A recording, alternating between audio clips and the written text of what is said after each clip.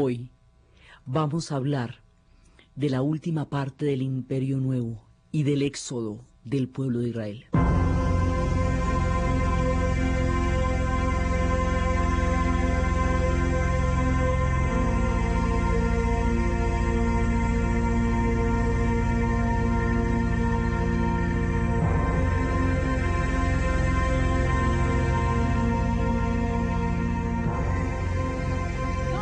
La vez pasada habíamos visto cómo Ramsés II fue el último de los propios, el último que le tocó en todo su esplendor, el imperio egipcio, el que llevó a la grandeza, al poder, a toda la monumentalidad, un imperio que aún se identifica en su impresionante legado por toda la cantidad de estatuas que Ramsés dejó por todas partes. Entonces, él llevó como a una especie de canto del cisne, fue como la última gran gloria que alcanza a tener el imperio egipcio. Ya esto es el último cuarto de hora, ya va a venir la bajada, porque hasta los egipcios, que fueron tan propios, pues también les toca la bajada. De eso finalmente no se salva nadie, y a esto les salió en muchísimo tiempo, más que cualquier otro pueblo que haya tenido semejante longevidad en sabiduría y en historia. Ramsés II alcanza a montar toda esta maravilla y toda esa cantidad de estatuas suyas, y el templo de Abu Simbel y el templo de Nefertari y toda la grandeza hasta Nubia y todo eso, y ya después de él es cuando van a llegar los pueblos del mar, cuando sigue Menaptah.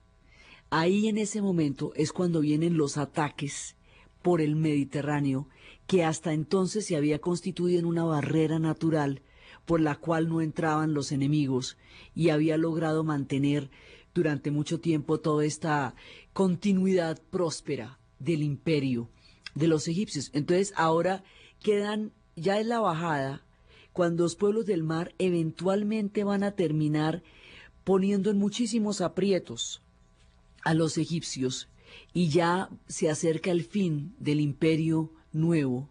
Ya no serán, ya después de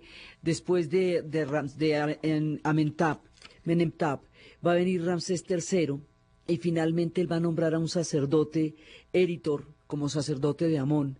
Y cuando ya nombra a Eritor como sacerdote de Amón, en ese momento termina lo que conocemos como el Imperio Nuevo, de acuerdo con la clasificación con la que hemos venido trabajando, y empiezan los periodos intermedios, cuando llegan todas las invasiones y las oleadas, y ya ahí va a haber diferentes reinos, primero de un lado, luego primero libios, luego nubios, y va a haber también muchas invasiones. Mejor dicho, ahí termina la total autonomía de los egipcios, porque se van a tener que ver enfrentados a invasiones, se van a ver enfrentados a oleadas, se van a ver enfrentados a rebeliones, y los poderes de los faraones se van a ir diluyendo, y al diluirse esos poderes, pues se diluye todo el corazón, el epicentro del imperio. Esto sucede poco a poco, y luego vienen muchas invasiones, hasta que va a llegar un último esplendor. Lo van a tener después cuando lleguen los griegos, pero eso lo vamos a ver, que es, digamos, otra parte con la cual uno los identifica. Pero el imperio como imperio propiamente dicho, en total capacidad, respaldo y gobierno de los egipcios como egipcios, decae 2 o 3 faraones después de Ramsés, y luego empieza otra vez un último periodo intermedio. Entonces, digamos, va a llegar todo eso hasta la época en que lleguen los griegos con Alejandro van a darle un esplendor, porque ellos son esplendorosos cuando llegan, y finalmente van a ser tomados por los romanos, y cuando los romanos caigan, ellos también se cristianizarán y caerán como imperio en el olvido durante mucho tiempo, y ya vendrán otras cosas. Digamos, eso es como dentro de la línea. Entonces, en el último periodo del Imperio Nuevo, entre Ramsés II y Meneptah, entre esos dos, ocurre un episodio que no tiene mayor figuración dentro de la cultura, dentro de la historia de los egipcios, es decir, no está registrado dentro de los egipcios, son pocas alusiones, no es fácil de rastrear dentro de la historia de los egipcios este episodio del que vamos a hablar, pero es absolutamente trascendental dentro de las historias de los otros pueblos y va a repercutir de una manera determinante sobre la historia de los egipcios del futuro.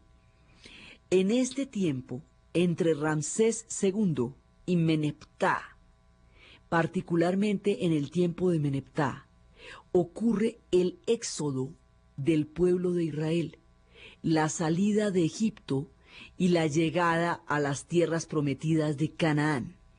Ese éxodo va a crear todo el imaginario de lo que se va a llamar la ley mosaica. Va a ser el fundamento de la religión judía, y los judíos van a ser el tronco de donde van a salir otras dos religiones, que son la cristiana mucho tiempo más adelante y la musulmana mucho tiempo más adelante aún. Esas tres religiones, el judaísmo, el cristianismo y el islam, van a determinar la historia de Egipto en el futuro, porque cuando caiga el Imperio Romano, Egipto será cuando caiga el Imperio de Occidente, Egipto va a quedar dentro del Imperio de Oriente. La Roma de Oriente será una Roma cristiana. Egipto se va a volver una sociedad copta, es decir, cristiana egipcia. El tiempo de los faraones caerá en el olvido. Durante mucho tiempo serán un país cristiano de Oriente, dentro de los primeros que van a conocer el cristianismo, porque están muy cerca al epicentro del cristianismo, que es esta tierra de Canaán y Palestina. Más adelante, después de toda una historia fundamental del mundo copto y cristiano, van a llegar el Islam. Y mientras tanto, colonias judías de gran importancia van a quedar en Egipto, van a traducir en la época de los Ptolomeos la Biblia y van a tener un papel importantísimo en la historia de Egipto. Entonces ahí va a haber colonias judías importantes allá, va a llegar un periodo cristiano fundamental, que es el cristianismo copto, y más adelante va a llegar el Islam. Esta gente se va a volver musulmana y árabe posteriormente por la llegada de Saladino. Y todo eso que pase de ahí en adelante, es decir, desde el momento en que el imperio del mundo de la religión de los faraones pase al olvido, a finales de la era romana, en adelante, todo lo que les pase va a estar fundamentado o gravitado o determinado por este imaginario histórico y religioso y bíblico y místico que creó el Éxodo. Entonces, este pedazo del Éxodo, este capítulo, que no está muy registrado, porque acuérdense que los egipcios no hablan sino de lo que les parece sensacional. Entonces no hablaban de los hicsos, ni hablaban de las rebeliones que van a tener los esclavos en esta época. Fue en tiempos de Ramsés que se esclavizaron a los hebreos, porque Ramsés, ellos ya no tenían las referencias tan amables y tan vistosas de José, los esclavizaron, y fue en tiempos de Meneptah que fueron liberados y que sucedió todo lo del Éxodo. Entonces, todo lo que le va a pasar en el futuro a Egipto está determinado por este capítulo del Éxodo, incluidas las guerras del siglo XX, que se van a dar contra el Estado de Israel, cuando el Estado de Israel se vuelva a crear en 1948, después del Holocausto, después de la diáspora, después de 2000 años de ausencia en Europa, en Alemania y en España. Cuando se cree el Estado de Israel, eso va a generar toda una transformación del mundo árabe, y va a dar lugar a una cantidad de guerras y de conflictos que están determinados por el imaginario de este pueblo del Éxodo también, que tiene una repercusión histórica en el futuro impresionante. Entonces, esto que no está muy registrado para los egipcios, que no es un capítulo que ellos particularmente evoquen, va a ser una variante que va a determinar su historia de una manera impresionante cuando se acabe el tiempo de los faraones. Entonces, por eso hay que ubicarlo dentro de la historia de Egipto, porque de aquí para adelante esto va a tener muchísimo que ver con todo lo que contemos. De una u otra manera, lo que venga de la cultura egipcia en el futuro estará determinado por lo que significó el Éxodo. Entonces hay que contarlo porque es fundamental para la formación del futuro Egipto y de los pueblos de Occidente y de Oriente, y de los pueblos monoteístas. De aquí se va a derivar una parte troncal de la historia y una parte fundamental de la Biblia y de los textos de la Torá, todo eso. Entonces la cosa va de la siguiente manera. Ramsés II va a esclavizar a los hebreos junto con otros pueblos. Y cuando llegue Meneptá, en tiempos de Meneptá va a venir una oleada de los pueblos del mar. La oleada de los pueblos del mar. ¿Quiénes son los pueblos del mar? Los griegos cuando chiquitos. Los griegos cuando chiquitos eran pueblos del mar que asolaban el Mediterráneo. Antes de volverse los propios y los tremendos y los guau, eran pueblos que asolaban las costas del Mediterráneo. Después conformarían una cultura colosal que revertirá sobre los egipcios enriqueciéndolos también y enriqueciéndose del legado y de la grandeza de los egipcios. Ahí habrá una simbiosis bacanísima en tiempos de Alejandro, más adelante. Ahorita los griegos están chiquitos. Cuando los griegos estaban chiquitos, estaban en la guerra de Troya, y esto todo es en el tiempo de Meneptá. Llegan los pueblos del mar, y aquí va a pasar una cosa. Los hititas, aquí solamente hay dos imperios poderosos hasta donde hemos visto en este momento. Los hititas, que están en el Asia Menor, y los egipcios.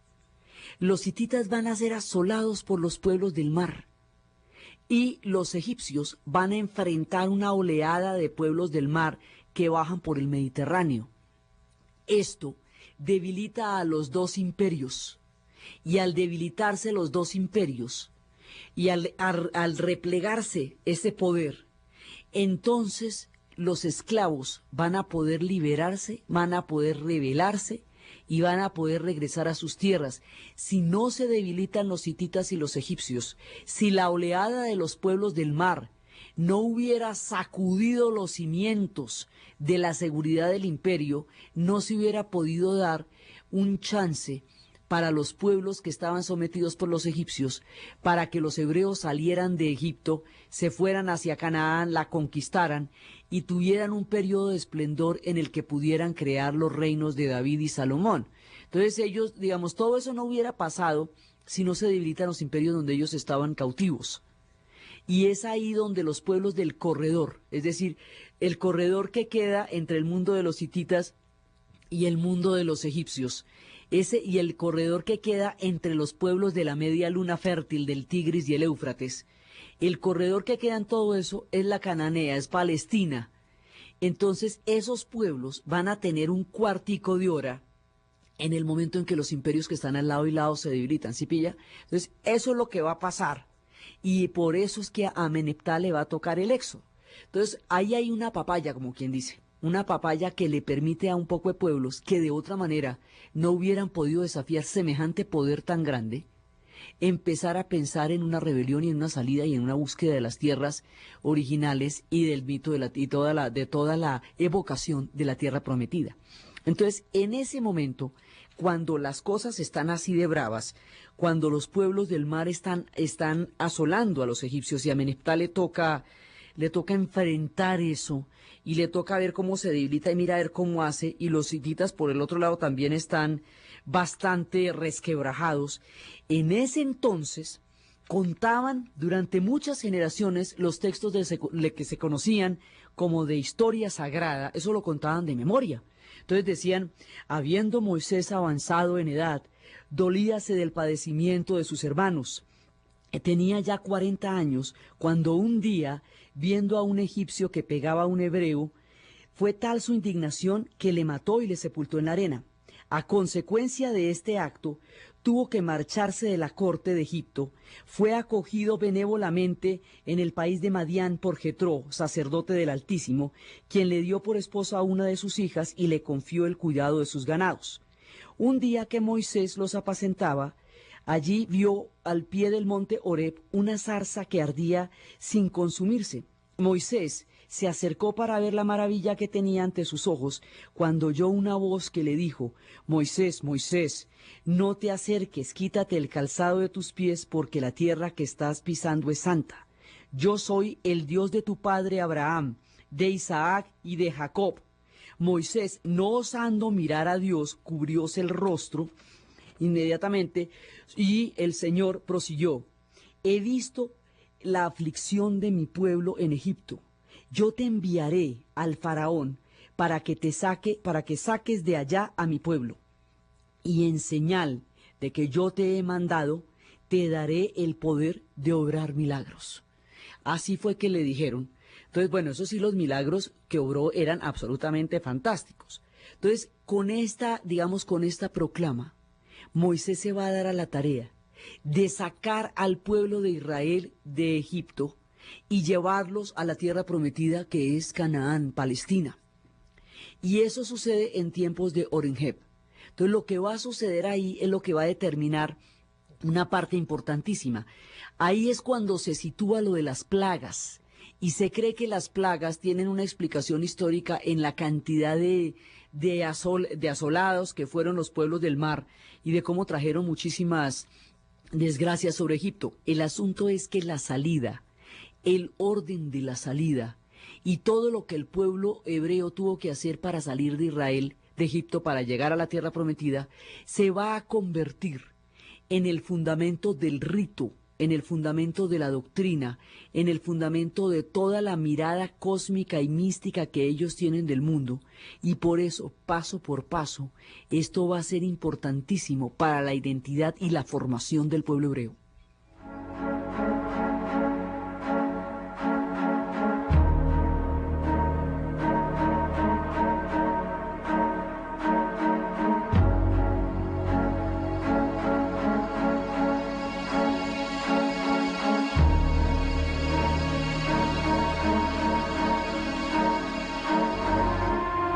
Cada uno de los ritos que se van a dar lo van a tener que utilizar los hebreos en el futuro, cuando tengan otros éxodos y otras deportaciones, porque la obediencia a cada uno de esos ritos es lo que ha dado su condición de permanencia en la historia. En la actualidad, cada uno de esos ritos se observa de una manera puntual durante las fiestas del pueblo hebreo.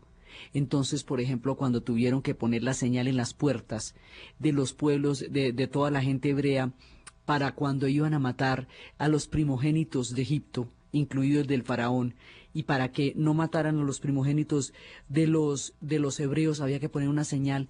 Hoy por hoy se pone un rectángulo metálico que se llama una matzah, que se pone en la puerta, y eso es lo que rememora el momento en que había que señalar la casa de las familias hebreas para que no sufrieran la muerte de los faraones, de sus primogénitos. En el momento en que tienen que salir, van a agarrar la harina, porque salieron con toda rapidez. En el momento en que el faraón dice, bueno, está bien, ya después de que Moisés había hecho todas las superproducciones de Hollywood, todos los milagros, el cayado que se convierte en serpiente, el agua que se convierte en sangre, después de todas las muestras de milagros que ratificaban el que Yahvé lo había mandado para sacar a su pueblo de allá, después de todo, finalmente, al cabo de las ranas, de todo lo que pasó, en un momento dado, el faraón dice, bueno, está bien, salen, pero salen ya, the one. Entonces ellos salen con tanta prisa que no tienen tiempo de echarle levadura al pan. Primero porque la levadura hace que se dañe más rápido, y segundo porque es que toca salir rápidamente. Toman el pan, la harina tal cual, pues digamos el trigo, el pan, pero sin la levadura, y se lo llevan para la travesía en el desierto.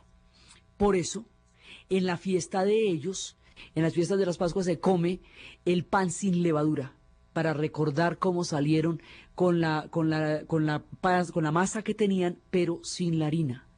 Van a atravesar el Sinaí, van a durar 40 años atravesando el desierto.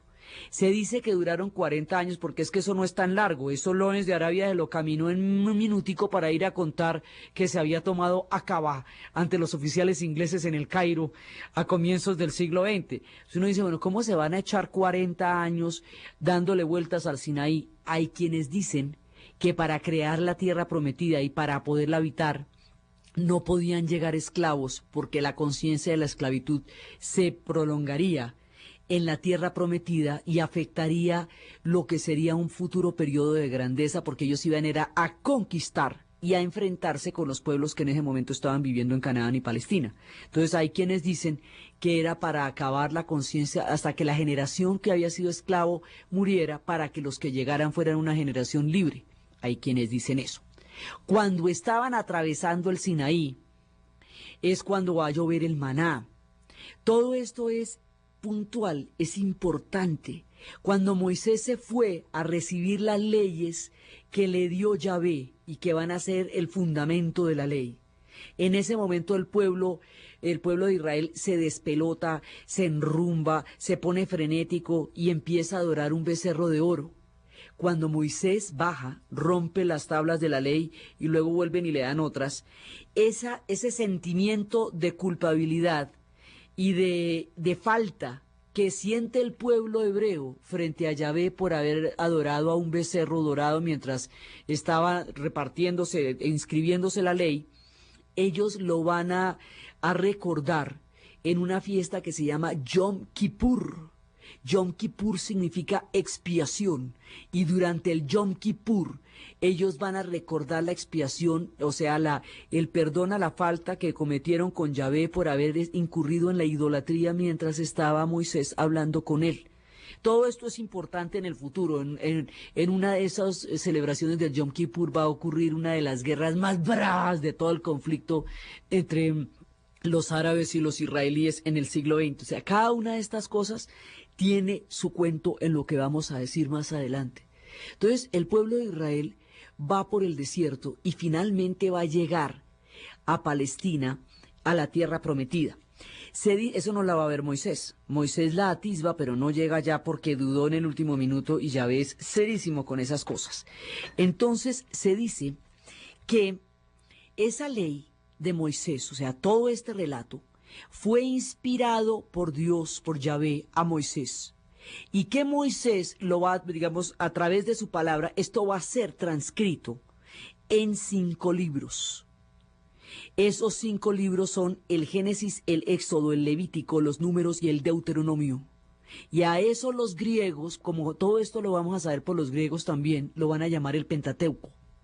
Y se habla de un 6º libro, que era el libro de Josué, por eso lo llamarían el Hexateuco. Hay quienes dicen que esto se escribió mucho tiempo después, hay quienes dicen que esos eran los textos de la revelación que Yahvé le dio a Moisés. El asunto es que esto es la ley. Torá significa ley. Estos 5 libros dan la Torá. Y la Torá es el fundamento de la ley judaica. Esto es lo que se llama la ley mosaica. Y más adelante, esto se llamará para los cristianos el Antiguo Testamento, estos libros. Entonces, de ahí en adelante, los fundamentos de la tradición bíblica y de la tradición religiosa de Occidente están en este episodio y están en estos 5 libros, y esto es lo que se llama la ley mosaica. Y ellos van a llegar a Palestina, van a conquistar a los pueblos que están allá, y después de que los conquisten van a tener un periodo de esplendor, y ese periodo de esplendor va a ser el periodo de David y va a ser el periodo de Salomón. Y ese es, digamos, el punto máximo de expansión y de florecimiento del pueblo de Israel en tiempos en que los egipcios estaban en dificultades y los hititas estaban en dificultades, y por eso se da la posibilidad de que estos pueblos que mediaban entre esos 2 imperios tengan un chance en la historia, y ese es el chance que van a tener. Entonces ahí es, digamos, donde se cimenta el imaginario más poderoso del pueblo hebreo. También respecto de la salida, hay muchas otros detalles de otras partes que son importantísimas. Cuando van saliendo del mar, en el momento en que van saliendo y atraviesan el Mar Rojo, el mar se abre, Moisés abre las aguas. Hoy por hoy se dice que ese proceso de abrir las aguas para que pasara el pueblo de Israel es un tsunami, porque como se describe es que el mar se recogió y luego se vino con toda la fuerza. Entonces el mar se recoge y pasan los hebreos. Cuando llega el ejército del faraón, en ese momento el mar se devuelve con toda la fuerza y ahoga a todo el ejército egipcio, incluido el faraón. Entonces nosotros tenemos la idea de que esto sucedió, el éxodo sucedió en los tiempos de Meneptah, porque en la momia de Meneptah hay una salinidad que no existe en el Nilo, pues lo encontraron en el Mar Rojo. Entonces se cree que él fue el que murió ahogado en esas condiciones, porque eso no es posible dentro de las aguas del Nilo, y fue llevado allá. Entonces también hay una leyenda que dice que otra parte de los hebreos, los orfebres, se quedaron y no salieron en ese preciso instante porque fueron requeridos por los egipcios, por lo que eran muy hábiles con el trabajo del oro. Al producirse esta oleada del mar ahogando al ejército hebreo, al ejército egipcio, los egipcios consideraron que habían hecho trampa, porque esto se supone que se iba a hacer sin dioses, y Yahvé había traído el mar para ahogar el ejército de los egipcios. Entonces esos hebreos que se quedaron, que cuenta la leyenda que se quedaron, tuvieron que salir después y los estuvieron persiguiendo hasta que un mar de arena los cubrió, hizo que los egipcios no los encontraran y que se fueran a las altísimas mesetas de Etiopía, y en las altísimas mesetas de Etiopía se asentaran y crearan otra rama, una rama que no conoció a Moisés, una rama de donde va a venir la reina de Saba. Y mucho tiempo más adelante, cuando la reina de Saba conozca al rey Salomón, es que volverán a entrar en contacto con el judaísmo del cual vienen originariamente, y de la historia de la reina de Saba y el rey Salomón viene una filiación de un antiguo judaísmo, muy antiguo, premosaico, que más adelante serán los falashas en los años 70 en Israel, cuando aparecen judíos negros que tienen todas las características del judaísmo y que van a ser admitidos como tales. De la reina de Saba y del rey Salomón viene también la filiación de los Rastafaris a través de la figura de Haile Selassie en Etiopía, y del futuro éxodo de los judíos a la Babilonia, cuando sean más adelante deportados a la Babilonia, viene toda y destruido su templo, porque los judíos los hebreos llegan a Palestina. En Palestina van a crear su templo, van a vivir frescos de la vida, van a conquistar y van a tener su templo, van a vivir de la manera más maravillosa. Y en ese momento van a estar un rato y van a tener toda la construcción de lo que es su mundo, hasta cuando vengan otras oleadas y se los lleven. Entonces después van a llegar los asirios, que son unos malosos, y los asirios los van a deportar. Y después de que los deporten a unos de ellos, porque van a crear las 12, lo que va a ser Judá e Israel. Entonces ahí es cuando van a estar las 12 tribus. Los asirios los van a deportar, luego los caldeos los van a deportar, y cuando los deporten, se van a perder 10 de las 12 tribus se van a perder, y esas tribus nunca se recuperaron. Inclusive los afganos se reclaman a sí mismos descendientes de las 12 tribus perdidas, de las tribus perdidas, y solamente van a poder regresar los de Judá. Y mucho tiempo lo van a pasar en Babilonia cuando sean deportados por los caldeos, y van a llegar a la Babilonia, y Babilonia será la tierra del exilio. Babilonia será la tierra en el punto donde otra vez han perdido toda su fuerza, y la fuerza de su supervivencia la dará por seguir los ritos y la tradición.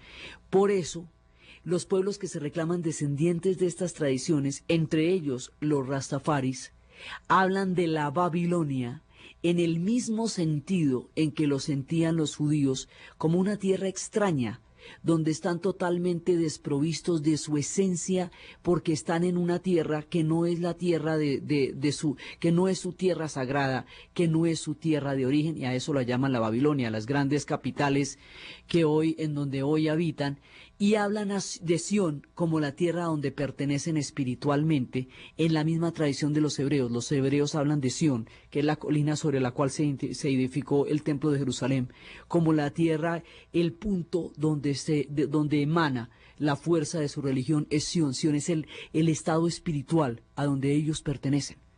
Entonces, aquí viene toda la tradición hebrea que va a entroncar en el momento en que salen de Egipto, atraviesan el Mar Rojo, el Sinaí, llegan a Palestina, En Palestina van a crear los reinos de David, los templos de David y Salomón, van a crear una mirada a un mundo con la ley mosaica, ahí se van a llamar Israel y es cuando se hace, después se van a dividir en los reinos de Israel y Judá, y luego van a llegar las deportaciones a la Babilonia y van a regresar algunos, otros no. Pero esa es, digamos, la historia donde arranca lo que se llama la historia del pueblo hebreo. Esa historia se conoce en el mundo de los católicos como la historia sagrada, porque los hebreos y los católicos y los musulmanes tienen toda esa historia en común. Los tres creen en eso, ¿sí? Sobre todo los hebreos y los católicos, porque los musulmanes no vienen del tronco de Isaac, como si viene todo el mundo que después será católico también, mientras ellos vienen de Ismael y vienen de Agar, o sea, del otro hijo de Abraham, del primero que tuvieron. El asunto es que estos pueblos están, por enredado que esto parezca, están profundamente emparentados, porque son las religiones monoteístas y esas tres son las religiones del libro. Y esas religiones del libro van a salir del Éxodo y van a salir de la ley mosaica en el caso de los judíos y los católicos. Y son la base de lo que va a ser la futura religión monoteísta, las futuras religiones monoteístas, y esas religiones monoteístas van a ser el destino, el futuro de los egipcios cuando se haya acabado el mundo de los faraones. Por eso, este episodio, que parecería, digamos, que no tiene mayores registros dentro de la historia que los egipcios han escrito de sí mismos, es fundamental para entender el futuro de los egipcios y el futuro de Occidente, porque estas historias, mezcladas con el mundo griego y con el mundo romano, van a dar los pilares de la civilización occidental.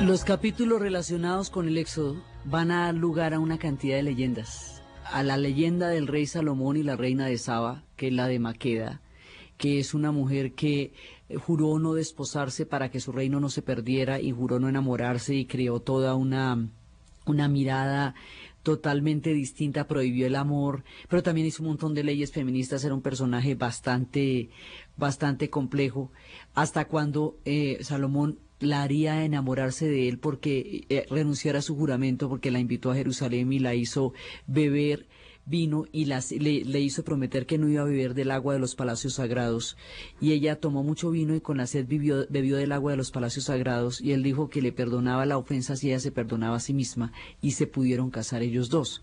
Entonces ahí viene toda la leyenda de Maqueda, y viene la leyenda de su hijo Menelik, y viene la leyenda del retorno, del recuerdo ancestral del judaísmo, cuando ya lo habían olvidado, pero había llegado uno que había traído un cordero para mostrar. Entonces ahí viene toda esa historia, esa es una. Viene la leyenda del preste Juan, de un reino cristiano perdido que algún día ayudaría a Jerusalén en los tiempos de las cruzadas, más adelante. Por dicho, una cantidad de leyendas vienen de estos episodios que no están registrados en las historias de los egipcios. Vienen leyendas etíopes, porque los etíopes van a tener una resonancia muy importante, serán de las primeras escuelas cristianas, de troncos judaicos que vinieron por otro lado, pero que se van a quedar en Etiopía. Del rastafarianismo tendrá en sus raíces en Etiopía y en todas estas leyendas que son los imaginarios de otros pueblos y que para los egipcios son unas referencias sumamente vagas de lo que es su propia historia. Entonces los egipcios, por su lado, en el momento de nuestro relato, más adelante todas estas historias van a determinar a las suyas, por eso hay que contarlas como las hemos contado. Pero en este momento del relato, entonces uno dice los egipcios, ¿qué? Pues los egipcios van en lo siguiente. Se van los pueblos en los tiempos de Meneptah, sale el éxodo, se va. A Meneptah le toca enfrentar las oleadas del mar. de una manera drástica, le toca enfrentarlos y al enfrentarlos van a tener que, poco a poco, a medida que los pueblos del mar van a llegar en oleadas y los otros pueblos van a llegar en siguientes y siguientes oleadas, a medida que eso pase, en la medida en que eso está sucediendo, van a tener que reclutar mercenarios de otros pueblos para que los ayuden con los ejércitos, sobre todo porque como ellos tienen el problema de que no se pueden ir muy lejos, van a contratar mercenarios y esos mercenarios van a terminar en muchos casos gobernando y van a terminar penetrando profundamente la cultura egipcia. Entonces, a Ameneptah le toca el último pedazo, le tocan las invasiones de los pueblos del mar, que son los griegos cuando chiquitos, son los pueblos del mar. Entonces le toca la última parte y después de que le toca la última parte, ya eso lo va a debilitar muchísimo. Se construyen los últimos templos. Ya de los grandes templos, el último que se construye es el de Medina Abú. Y después de Meneptah y después de los pueblos del mar viene Ramsés III, a él también le tocan la oleada de los pueblos del mar. Y luego Ramsés XI nombra a Eritor, gran sacerdote de Amón. Al nombrar a Eritor, gran sacerdote de Amón, empieza el tiempo en que se van a debilitar. Y eso lo llamamos el periodo intermedio. Es decir, Ramsés XI ya nos va a dar el periodo intermedio. Otro periodo, cada vez un periodo intermedio es cuando eso se les despelota. Entonces, cada vez que eso se les desordena, se llama un periodo intermedio. Es como por decir... es una manera de designar los momentos en que se repliega el poder y en que ellos empiezan a perder el control sobre el Alto y el Bajo Nilo. Empiezan a producirse oleadas en las cuales ellos se van a ver enfrentados a todas estas cosas, va a haber saqueos de tumbas. Cada vez que ellos se dividen o se diluyen o empiezan a tener problemas, se alborotan los saqueos de tumbas por la cantidad de fortunas que hay ahí. Y ya después de esto viene una crisis en que Egipto se divide ya en la 21ª dinastía. Se va a dividir Egipto en el Alto y Bajo Nilo y mientras tanto es que David está fundando su reino en Palestina en ese momento. La dinastía número 22 va a ser una dinastía libia, porque como se divide, entonces ciertos sectores van a tomar el poder. Los libios en rigor también son egipcios y los nubios en rigor también lo son. O sea, no es que no lo sean, lo que pasa es que son pueblos conquistados por ellos, bajo su influencia, y ya no se considera una autonomía plena de los faraones, porque ya no hay tal autonomía. Entonces se toman el poder los libios, y ahí es cuando ellos van a empezar a crear mercenarios, a contratar mercenarios porque los siguen y los siguen invadiendo. Y mientras tanto, el pueblo, la tierra que había fundado, el reino que había fundado David se divide en Israel y Judá. Y es cuando la parte de Israel la van a asolar. Después de eso llegan los nubios, que son ya las dinastías 24 y 25. Y los nubios son etíopes también. Y son pueblos de la parte del Nilo que ya son como las cataratas, mucho más hacia el nacimiento del Nilo, lo que llamamos el Alto Nilo. Entonces, esa parte de ahí va a entrar, pero ya estamos separados entre el Alto y Bajo Nilo. ¿Y cuando vienen los nubios y los reinos de Kush, que es como se van a llamar a los nubios? Los nubios hoy corresponden a Sudán, corresponden a Etiopía y a Sudán, lo que hoy son los países de Etiopía y Sudán, que es una parte importantísima, pero tiene menos miniseries, porque la cantidad de conflictos que estos pueblos han tenido ha hecho que sea muy difícil rastrear la riqueza histórica que hay en ellos. Ahora es que están empezando a exhibirse sin que ellos hayan superado todavía las más duras pruebas de la historia, ahora es que están empezando a exponerse y a salir por el mundo los tesoros de los pueblos nubios y a mostrar cómo la Nubia era una parte importantísima de la riqueza de los egipcios. Entonces los nubios van a gobernar, periodo de los Kush, y cuando los nubios están gobernando, ¡tin! Llegan los asirios y les pegan una paliza, la cosa más tenaz. Los pueblos asiáticos, para los egipcios, todo el que no haya nacido en su cuadra, pues es asiático. O sea, el que no es libio, ni nubio, ni egipcio, es asiático, porque son los que están viniendo por el Sinaí. Entonces, primero habían llegado los del mar, que eran griegos, los griegos cuando chiquitos, que eran los que le han tocado a Ameneptah. Ahora, cuando están gobernando los nubios, la gente de Cush, en ese momento van a llegar los asirios y tenga para que llegue. Los asirios van a llegar hasta Tebas.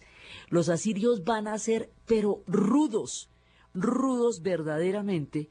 Y de una vez van a ir acabando con los judíos en el paso, ¿no? Porque ahí acaban con Israel un buen rato. Entonces, ahorita vienen una cantidad de invasiones que van a debilitar, estas invasiones van a debilitar a los egipcios tanto como los godos, ostrogodos, visigodos debilitarían en el futuro a los romanos del Imperio de Occidente. Son las invasiones bárbaras que van debilitando a los egipcios. Lo que pasa es que los bárbaros empezaron por ser los griegos, que luego llamarían bárbaro a todo el que no hablara griego. En la historia la cosa es de turnos, ¿ve? Si a usted lo cogen cuando chiquito, entonces usted es el bárbaro. Después cuando usted se pone grande, todos los bárbaros son nosotros. Eso es así. Entonces, resulta que aquí como los griegos estaban chiquitos, entonces ellos eran los bárbaros. Luego llegan los asirios son rudos y los asirios tienen la pésima costumbre de deportar a los pueblos. O sea, de generar fenómenos de desplazamiento forzoso, mayoritario, masivo. Y entonces eso es lo que van a hacer, van a deportar a un montón de gente de Israel y luego los caldeos van a deportar más gente aún y por eso es que va a terminar una rama de los judíos viviendo en Babilonia contra su voluntad.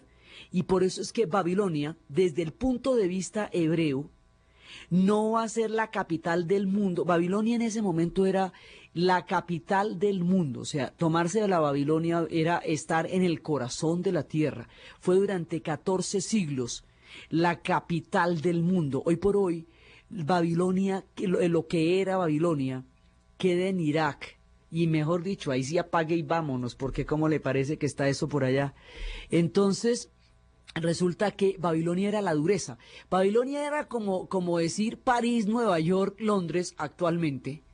Y allá era donde los judíos vivieron en el exilio. Por eso las referencias bíblicas a la Babilonia son referencias de una ciudad perversa, llena de pecado, llena de lujos, llena de ostentaciones, porque pues era una ciudad lujosísima, lujosísima, lujosísima la que en ese momento era Babilonia, y los hebreos la ven como pueblos deportados forzosamente a vivir allá, contrarios a su fe, que era la fe de vivir en Sión, la tierra prometida donde ellos están ligados por el pacto con Yahvé.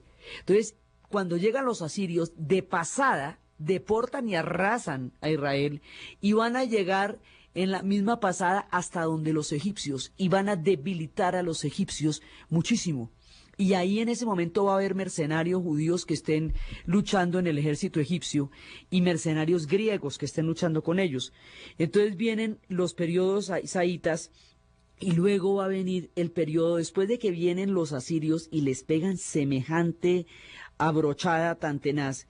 Mientras tanto, esos se van debilitando terriblemente porque ya no hay un poder capaz de al mismo tiempo centralizar y mantener los ejes del Alto y Bajo Nilo, mantener el culto del faraón. Los faraones, en la medida en que vengan de otras partes, ya empiezan a perder la esencia egipcia. Por eso hablamos del periodo intermedio en adelante. Ya no estamos en el Imperio Nuevo, o sea, ya el esplendor del Imperio Nuevo ha terminado. Por eso decíamos que Ramsés II fue el último de los propios. Los otros, Meneptah y Ramsés III, aguantarán lo que llaman aguantar, que es poner el cuero para que no se les acabe el imperio. Y de ahí en adelante ya no hay ni siquiera quien ponga el cuero. Entonces se va a empezar a debilitar terriblemente, terriblemente el imperio. Y van a llegar las invasiones, y esto es un ciclo, entonces entre más se debilitan, pues más los invaden. Y a medida que los vayan invadiendo, pues en esa medida se van debilitando cada vez más y más y más, hasta que van a ser finalmente absorbidos. Entonces hay otra invasión, después de los asirios, viene una invasión, que es la invasión, los asirios eran el peligro total, pero el peligro total, los asirios, la invasión de los asirios solo tiene antecedentes con la invasión de los hicsos, y entre una y otra hubo 1000 años de diferencia. O sea, ellos tuvieron periodos muy largos de frescura, de prosperidad y de chéveridad, y hubo momentos, primero fueron los hicsos, que fueron los que acabaron con el imperio medio y te empezaron el nuevo, y ahora van a ser los asirios los que le den, digamos, la estocada a esto y empiecen todas las etapas de las invasiones duras, y luego van a venir los caldeos, que también les van a caer a ellos, y los caldeos son los que deportan a los judíos a Babilonia, y después van a venir los persas. Y los persas van a ser muy duros con los egipcios, muy duros porque no van a poder apreciar la riqueza de sus tradiciones y la fuerza de su religión. Entonces van a ser recordados con humillación y con rabia por los egipcios. Y mire cómo es la historia según quien la cuente.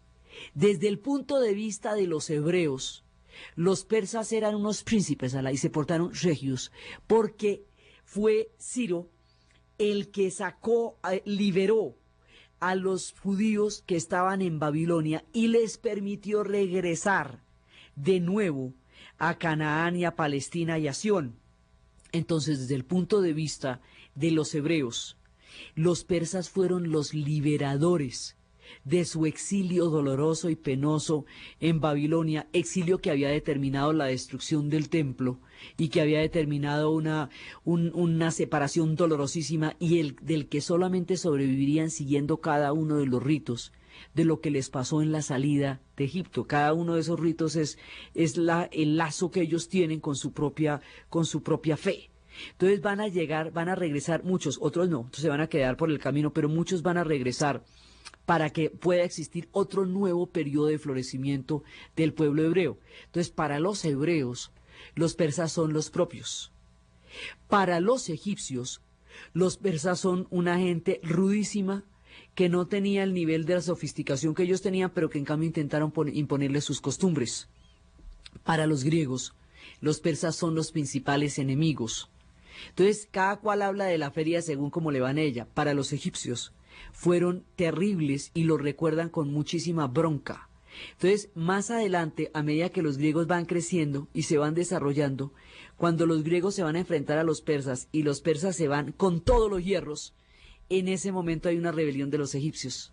Y entonces los persas no pueden mandar todo el ejército como habían pensado, y por eso es que originalmente los griegos los van a terminar venciendo, y los griegos van a terminar siendo hegemónicos en muchos sentidos. Entonces aquí se empiezan a entroncar las historias de todos estos pueblos que durante mucho tiempo no habían tenido parte en la escena del mundo de los egipcios, que se había mantenido impasible, fresco, creciendo, desarrollándose con su inframundo, con sus faraones. Entonces, como el eje está montado sobre los faraones y sobre el inframundo, cualquier cosa que debilite esa estructura cósmica debilita toda la cultura de los egipcios, y esa cultura se va a ver fuertemente sacudida, fuertemente asolada durante el tiempo de esas invasiones que afectaron muchísimo a los egipcios y afectaron a los judíos y a los hebreos, y la manera como afectaron a los hebreos es lo que está registrado en los libros de la Biblia.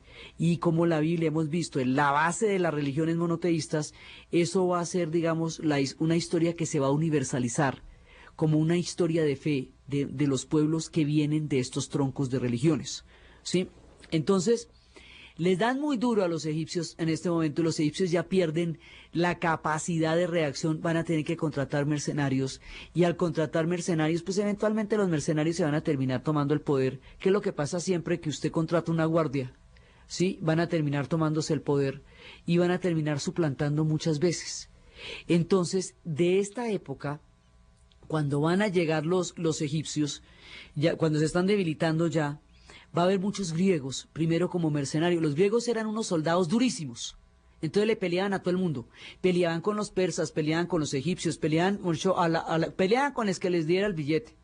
Entonces, la influencia griega va a ser muy grande durante muchísimo tiempo entre los egipcios. Y esa influencia griega, que va a ser tan grande durante los egipcios, va a llegar un punto en que va a aparecer un personaje, y ese personaje que va a aparecer allá, que los va a invadir, les va a dar un nuevo esplendor, ya no como un reino autónomo, pero sí un nuevo esplendor. Va a respetar, porque los egipcios finalmente sacan a los persas, y los sacan por graves y por malosos, y después van a llegar otros tipos que ya crecieron. Ya cuando lleguen ya no son chiquitos, ya son grandes, grandísimos. Van a llegar los griegos. Y la influencia griega va a llegar con el propio de los propios, Alexandros. Y eso le va a dar un nuevo esplendor y una característica diferente, porque ese será el tiempo de Alejandro y el tiempo de los Ptolomeos. El tiempo de Alejandro, la pasada por allá, la fundación de Alejandría, la perfección y la maravilla de esa ciudad, la influencia de los griegos, el mundo de Ptolomeo y todos los nuevos esplendores que renacerán de ahí en adelante hasta la era de Cleopatra y la llegada de los romanos es lo que vamos a ver en el siguiente programa. Entonces, desde los espacios de los tiempos del Éxodo, desde los tiempos de Ramsés, desde el entronque de las diferentes historias que van a formar el mapa cósmico, mítico, místico, geopolítico del complicadísimo Medio Oriente alrededor de la historia de Egipto, en la narración Diana Uribe, en la producción Jessy Rodríguez y para ustedes feliz domingo.